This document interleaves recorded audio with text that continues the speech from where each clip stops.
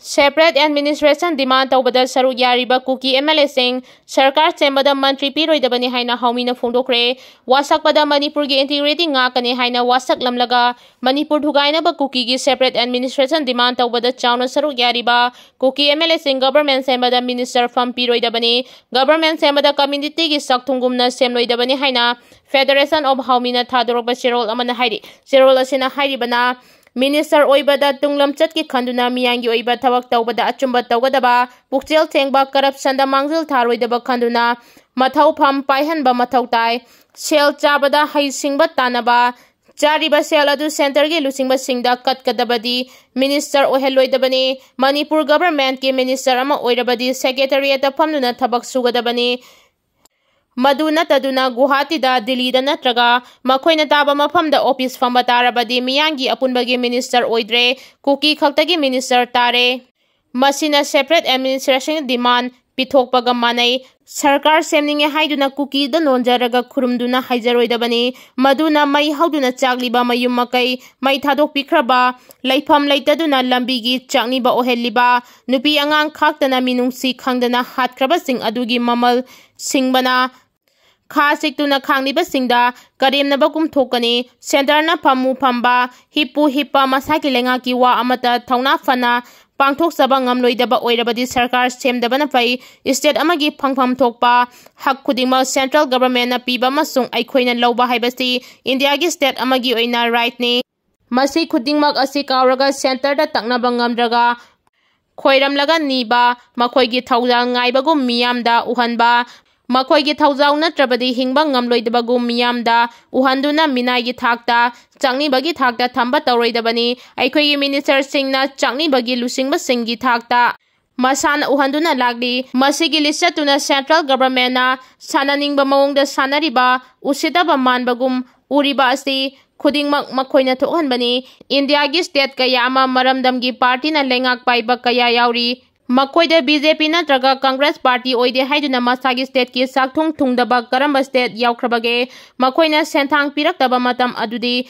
India ga pundre malemgi mateng lakani aikhoi kharadi thauna laina hingsi Kuki MLA singna sarkar semada yauninglabadi ahanbada makoi separate administration demand tawbada yauribado lali hairi Mitai amasung naga khul singi mayada sugi camp sajinba indigenous singi sovereignty da akiba pibani Kuki singna naga singi pari purigi oiba lam singda makoigi ayaba yaudana Kuki singna sugi camp sajinaba honaba German road amasung Tiger road haina maming thonjinduna lambi semba amasung Poppy Park sana thabagi mayokda foothill naga coordinating committee na makoigi area da Kuki singi mathakda ban chathariba asti Manipur International Youth Center MIYC na mapungfana support tawi haidi lup asina thadorokpa serol amada hairibana Kuki militant group singa khusamnaraga Churchanpur district amasung Kangpopi district ani faunariba lambi semba haibase atopa kanglup singda khatnaba hobane naga amasung maitai khulgi mayada Kuki SoO camp laisinba haibase state asigi territorial integrity yauna indigenous people singi sovereignty amasung security da chauna akiba pibani FNCC na chathariba khongjang asibu haksina lawdaba haibase lairiba irang asi henna pakthok chawthok hanaba honabani Churchanpur amasung Kangpopi district faunaba lambi semliba asti drug trafficking amasung foothill singda poppy cultivation tawbaga mari lainanani maram aduna mari lainaba authority na hiram asigi matangda athubada investigation chathabaga loinana public health asi safeguard tawgadabani Manipur da thokliba hingsagi thawdoksing asigi daita Bharat Sarkar na pugadabani lising ama chamapan maudra da thokiba kangluki irang amasung Englishing ani kulhumdoi da thokiba hingsagi thawdoksing da misimina kaya yawbaga loinana mayum makai kaya amangata thokpa amasung lanjenaba kaya yawkrabani hairi Angang unabada mama laikidre angang na hinghore Thawbal District Hospital da patient party na irang haurakre Laibaktiba thawdok amada Thawbal District Hospital da angang unabada mama adu laikidre doctor na soibadagi thawdok asi thokkibane haina laikidrabi nupi adugi leikai miyamna hospital da thomjilaktuna irang haurakhibaga loinana hospital gi saruk khara amangata thogan khre hairi Thaudo asi haukiba ahing pung 11:10 rom tabada thokibani. Angang unabada laikhidrabi nupi adudi Khangemam Ningol Maibam Ongbi Samita Devi chahi 32 Mapuroiba Maibam Ajit Kawi. Thaubal district ki Teksamayai Lekaidagini laikhidrabi Samita gi chahi 3 suraba amadi machanupa amaga laihauri. Samita gi Mapuroiba Ajit su Indian Army da thabak tawduna Rajasthan da posting tabani. Haudingna angang unabagi dama suti lauraga thorakpani hairi. Hospital da angang unabada Samita laikhidre tabadagi lekai miyam amadi laikhidrabi gi pokpam Thaubal athokpam gi masing yamlaba miyam thomjilaktuna district hospital gi ticket counter gi Sangpham gi saruk khara akaya toy thokhanki. Thaudo asigi pau hek tabaga Thaubal police station gi personnel chingna laktuna Erang adu laksinki adum oinamak ngasi ayu anganba fawba miyamna makhatana erang haurakpadagi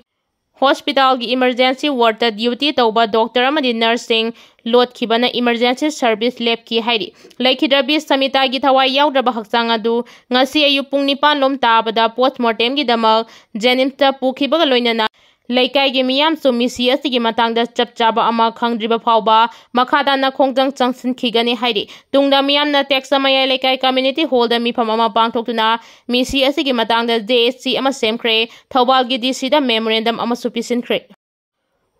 Chugi kem thamba yaroi haina senjam chirang da miyam na achoba protest satakre Manipur da kangluk ki irang thokhan bagi tekchak pugadabani hainariba Kuki UZ group singi designated camp Chengmai Kendraga Naknaba Mafamda Sabi Yaroi Haina Ngasi Senjam Chirang Community Hall da miyamna protest satakre Senjam Chirang Community Hall da Chengmai Assembly Constituency gi GP Manga gi miyamna satakiba protest aduga mari lainana maikei adungi maira paibige secretary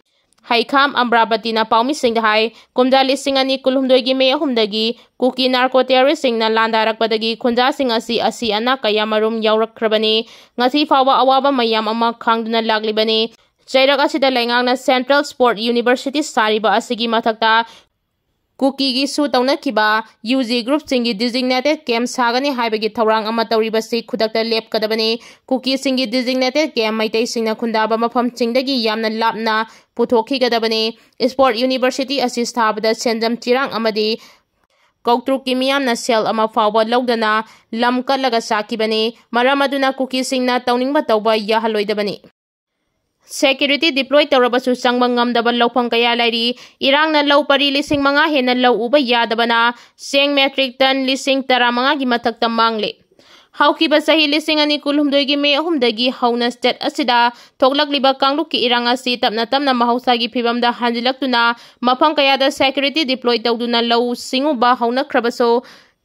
Ching amasung tampaki lona ba mafang kharadadi haudisu kanachu sangbang ngamdana lamhang oiduna lairi irang asina state asigi law pari 5,000 ga chamga 18 ki mathakta chahi anirom law uba yadana lairakkhibana state asigi sengi potho metric ton 10,000 gi mathakta mangle haina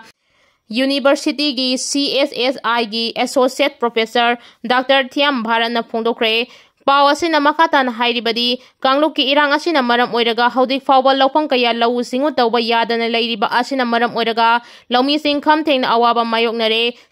state asigi economy amasung resource asigi stada homphudi law singu badagini adubo kangluk ki irang asina chawna saitheng phangle law unaramba mafang kaya ama amasu Barricade amadi changbada khudong thiba nangadra haibagi akiba kaya leibana lamhang oina leire Churchandpur district ki manung chana leiriba uyum makhong amasung Kaimilian hariba khulsing asi haudisu nakal animaki lawmi sing amata changma ngamdana leiri uyum makhong hairiba mafam asida Maitai gi imung 30 rom na khundaba mafam amani mafam asida maitai singna law unaba law pari 15 rom leiri Manipur gi gross state Domestic product ki sada kunithoidi law singumbadagi lakpani adubu irang asina maram oiraga law singi thabak punglep lekhibana maram oiraga state asigi economy asi nongma gi soksilagli